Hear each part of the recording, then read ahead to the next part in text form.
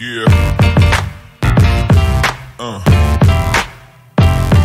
Yeah. خوش اومدین به چنل یوتیوب ما موویو. تو این برنامه قراره راجع به دکتر استرنج in the Multiverse of Madness صحبت کنیم. بریم بیایم. سلام بچه ها، علی هستم. سلام، امین هستم.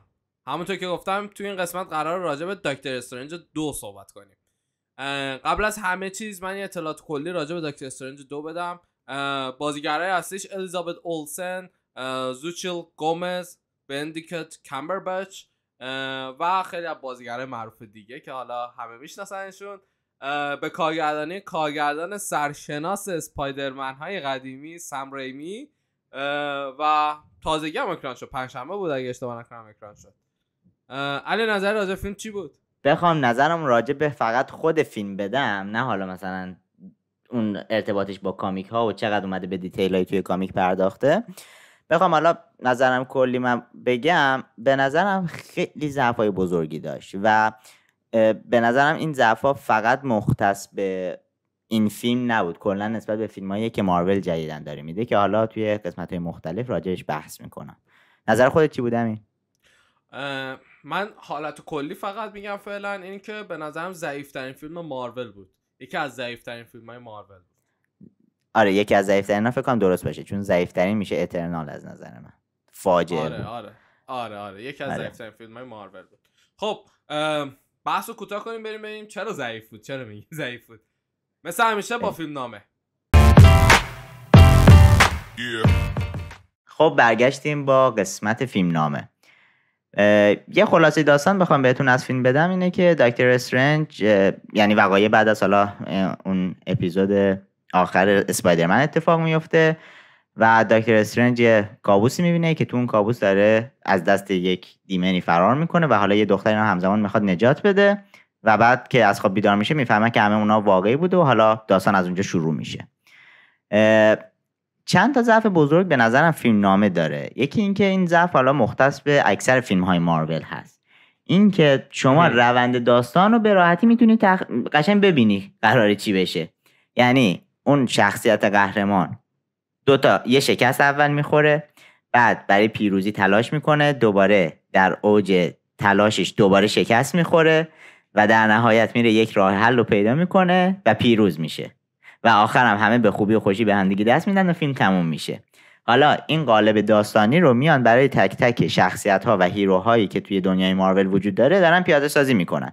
هیچ گونه خلاقیتی نه در پیاده سازی و نه در تغییر فیلم نامه وجود داره و خب وقتی تو میتونی آخر فیلمو حدس بزنی یا قشنگ میفهمی که قراره چی بشه، چی دیگه از فیلم میمونه؟ چیزی که میمونه اینه که حالا چقدر توی فیلم به جزئیات اهمیت داده شده یا اینکه چقدر کیفیت پیاده سازی و اون شخصیت سازی شخصیت های داستان چقدر موفق و خوب بوده که متاسفانه توی این دو مورد هم ما ضعف‌های خیلی زیادی رو مخصوصا توی این فیلم میتونیم ببینیم. میگم داستان یک جوری تموم میشه که شما میگین این فیلم برای رنج سنی بین 10 تا 15 سال ساخته شده و اصلا انگاری داره فقط اون رنج از مخاطب و هدف قرار میده که حالا بتونه با مارکتینگ بیاد مثلا اکشن فیگر رو بفروشه، تیشرت ازش بفروشه، میدونی، یعنی اصلا کلا دیگه بحث خود فیلم میره کنار. حالا من بخوام یه مشکل بگم، حالا از قضا تو این فیلم ما یه مشکل اساسی داشتیم. اولین مشکل این بود که فیلم داشت فقط دور واندا میچرخید. ما رفتیم دکتر استرنج رو ببینیم، میتونست این فیلم واندا گرفته بشه، نه فیلم دکتر استرنج. یعنی دکتر استرنج و اون آمریکا چاوز همش در حال فرار بودن و واندا دنبالشون میکرد، همیشه داشت فیلم دور واندا میچرخید. آخر فیلم هم واندا سرش به سنگ خورد و با تموم شد فیلم، میدونی؟ یعنی اون دکتر استرنج و آمریکا چاوز هیچ نقشی نداشتن اونقدر توی فیلم، به خصوص دکتر استرنج. مشکل دوم خود دکتر استرنج بود. دکتر استرنج داشت یه رابطه‌ای رو شکل میداد اوایل فیلم با عشق همیشگیش کریستین پالمر که ریچل مکادامز اون نقش رو بازی کرده بود. اون رابطه داشت تشکیل میشد که ما یه صحنه‌ای میبینیم که مثلا میره مموری میکنه که ساعت رو گرفته از ریچل مکادامز، حالا کریستین پالمر، ولی از یه جای فیلم دیگه ولش میکنه. یعنی من منتظر بودم این نقش، این رابطه یه جایی توی فیلم تاثیرگذار باشه، یه جایی توی فیلم ادامه دار بشه، یا حتی مثلا دکتر استرنج رو به سمت دارک بودن بکشونه، ولی از یه جا ولش میکنه دیگه کلا. یعنی حتی اون صحنه ای هم که حالا صدا میزنه دکتر استرنج رو بکشونه بیرون از اون دارکی که دورش هستن، از اون شیاطینی که دورش هستن، اون هر کسی میتونست اون نقش رو داشته باشه. یعنی میخوام بگم اون رابطه هم انقدر دیولپ نشد. و مشکل سوم فیلم امریکا چاوز بود که هیچ کاری نمیکرد. اول از همه فقط بود باز میکرد، یه هیروی بود که فقط بود باز میکرد.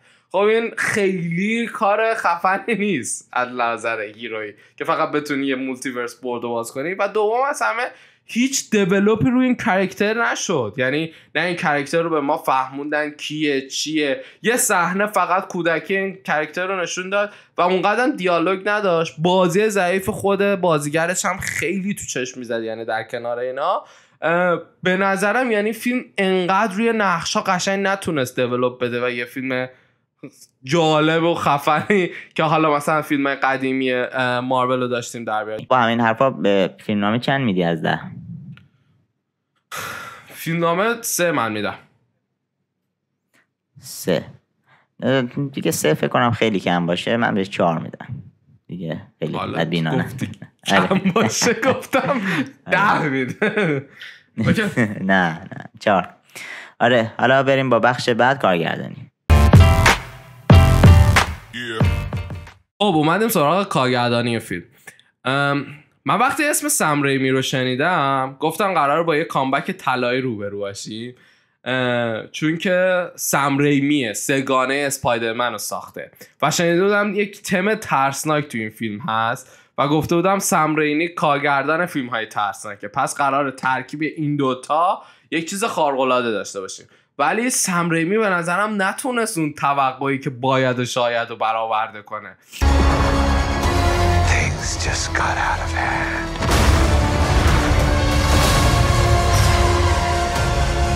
You break the rules. Look out! اول فیلم من اول فیلم که دیدم آره مثلا با یک کتابچه حالا دارک هول طرفیم و یک کتابچه ترسناک طرفیم، گفتم اوکی وارد دنیای ترسناک شدیم، الان وقتش وارد دنیای ترسناک شدیم. ولی هیچ ترسناکی نداشت، فقط شات‌های ترسناک به ما نشون میداد که توی فیلم‌های معمول این فیلم‌ها استفاده میشن. نکته بعدی فیلمی که با این هزینه زیاد درست میشه و این همه بیننده داره و این همه الان جامعه سینما دنبالش هستن، نباید نکات ریز باگ توی فیلم باشه.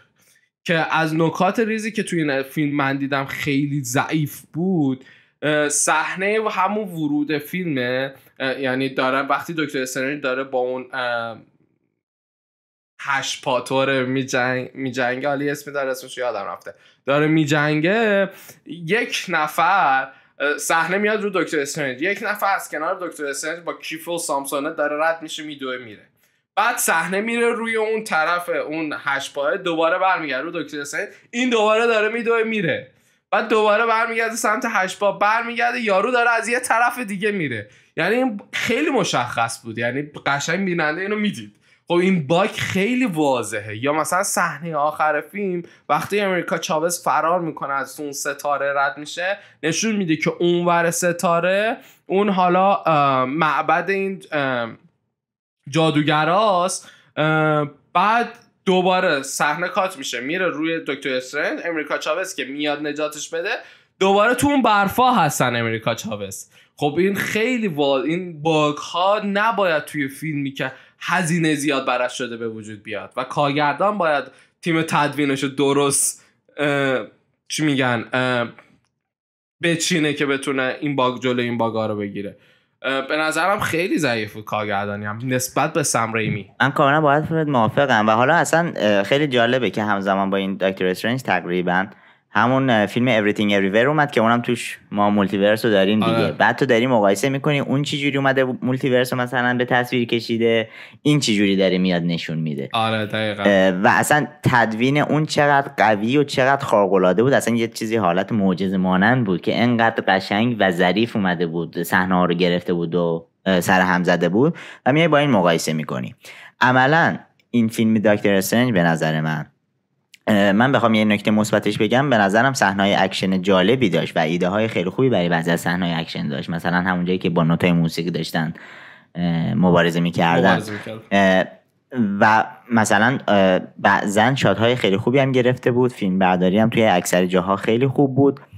اما من میگم فیلمنامه اگر هم یک روند کلی رو داری پیش میگیره، کارگردان میتونه با بازی گرفتن یا حالا با تموم کردن داستان سر یک نقطه های خاص جلوگیری کنه.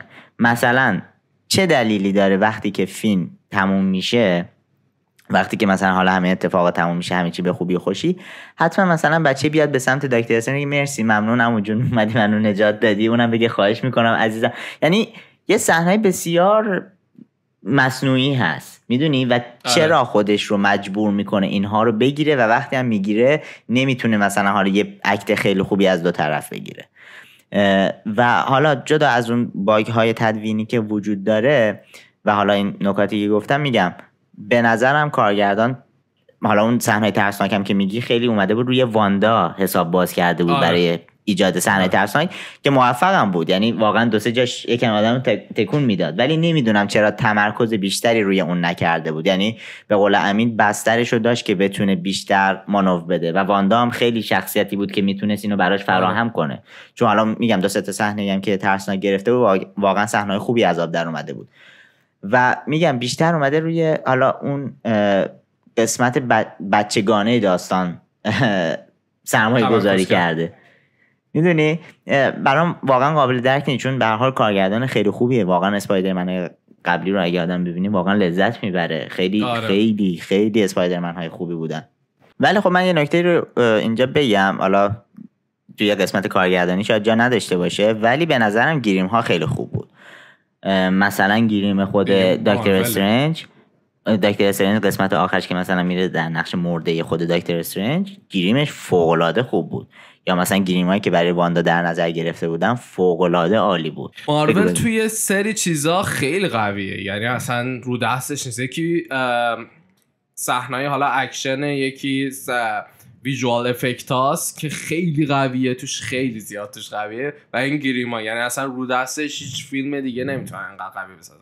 من خیلی ویژوال افکت های مارول رو دوست دارم. من بخوام به کارگردانی نمره بدم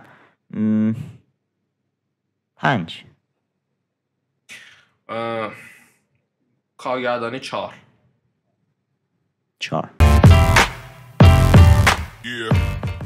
خب برگشتیم با بخش بازیگری و حالا بریم از بازیگر اصلی شروع کنیم، آقای بندیکت کامبربچ.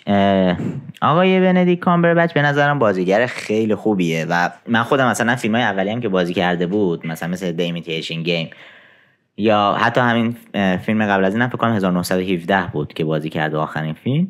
نه The Power of the Dog بود. آره The Power of the Dog. آره واقعا بازیگر تواناییه، من خیلی ازش خوشم میاد و بازیگر خوبیه. به نظر من هم توی دکتر استرنج تا اونجایی که از دست خودش برمی اومد خوب بازی کرده بود. به نظر من اگر ضعفی توی حالا شخصیت یا بازی طرف میبینی، بیشتر به نظر از سمت کارگردان یا فیلم نامه میاد تا بازی خودش. چون به هر حال یه بازیگری که حالا اون توانایی خودش اومده تو فیلم‌های قبلی ثابت کرده و واقعا بازیگر توانایی هست، جزو یکی از بازیگرای خیلی خوب سینمای هالیووده و میگم من با بازیش توی این فیلم مشکل خاصی نداشتم و به هر جایی هم که حالا مثلا یه کمی شاید مثلا به قول امین دکتر استرنج خیلی نقش پسیوی داشت، کلا خیلی اکتیو نبود توی درگیری، این بیشتر به نظر من از سمت کارگردانی فیلم نامه میاد، حالا بگی بازی خودش ضعیف بوده. و به نظرم الیزابت اولسن که در نقش واندا بود اون هم خیلی خوب بازی کرده بود. اون حالا به قولن خیلی تونسته بود خوب با کارگردانی همراهی کنه برای خلق صحنه‌های ترسناک یا حالا نشون دهنده اون مثلا نفرت و خشم یا حالا هر چیزی که بود. به نظرم اون هم خیلی خوب بازی کرده بود. به نظر من ضعیفترین بازیگر فیلم ساپورت رول بود، خانم زوجتیل گومز که در نقش امریکا چاوز بود. و جدا میگم حالا این که گفتی فقط مثلا سوپر پاورش این باشه که بین مالتیورس بتونه سفر کنه، حالا این من میگم وارد جزئیات کامیک بوکی این شکلی نمیشم، ولی اصلا بازی خودش چقدر اکت ها مصنوعی، چقدر حالت چهره مصنوعی، و اصلا حتی مثلا اون صحنه که داشت خاطراتشو نشون میده که چه جوری والدینشو از دست داده، باز اصلا نتونسته بود ناراحتی یا غم خاصی رو نشون بده. میدونی خیلی خیلی خیلی خیلی مصنوعی بازی کرده بود و به نظرم فاجعه بود. یعنی اصلا شاید اگر این زوچتیل گومز میومد خوب بازی میکرد میشون مثل حالا همون ساپورت رولی که توی چیز داریم دیگه، توی Everything Everywhere. میبینید چقدر تاثیر میتونه داشته باشه توی قشنگ شدن فیلم. و آره به نظرم واقعا خیلی حتی به نظرم روی پرفورمنس خود بنتیک کامبربچ هم چیز کرده بود، تاثیر گذاشته بود بازی بعدی. آره ببین من همونطور که گفتی من خودم بنتیک کامبربچ خیلی دوست دارم به خاطر شرلوک. من شرلوک به یکی از سریال‌های مورد علاقمه و مثل همیشه به نظرم خوب بود. الیزابت اولسن هم همینطور. یعنی این دوتا شخصیت واقعا خوب بازی کردن، همونطور که ازشون هم توقع داشتم. و همونطوری هم که گفتی ضعیف ترین نقش فیلم همین امریکا چاوز بود. حالا گفتی برای اینکه من مدرک بیارم، یه صحنه هست وقتی اینا به کامبربچ و زوچیل گومز بهشون یه دونه چیزی دادن که بیهوش میشه، مردو بهشون یه دونه ماده‌ای داده که اینا بیهوش میشن.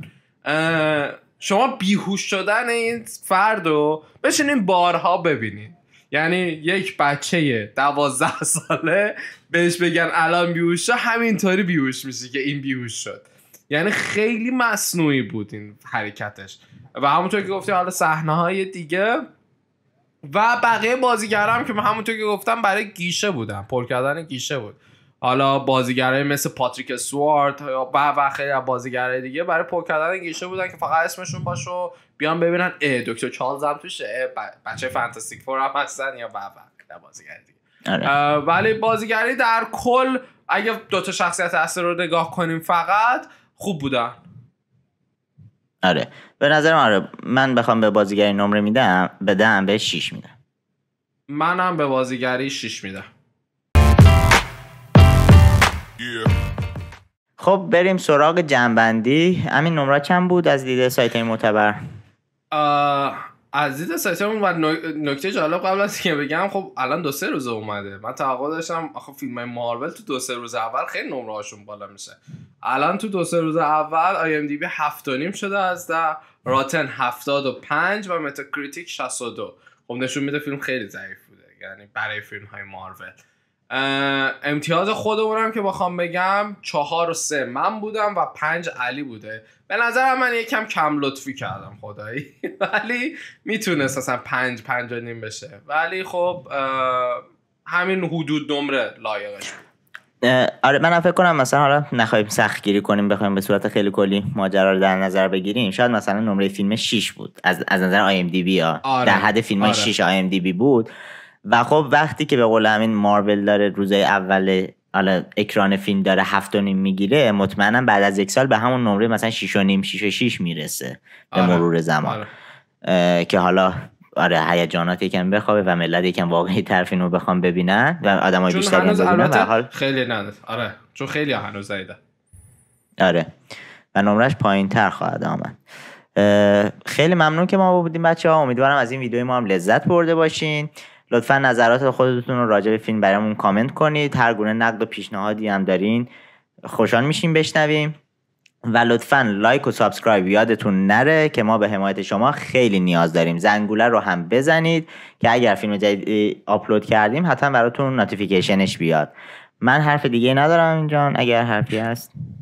نه تا سلام دیگه، بدرود. فعلا.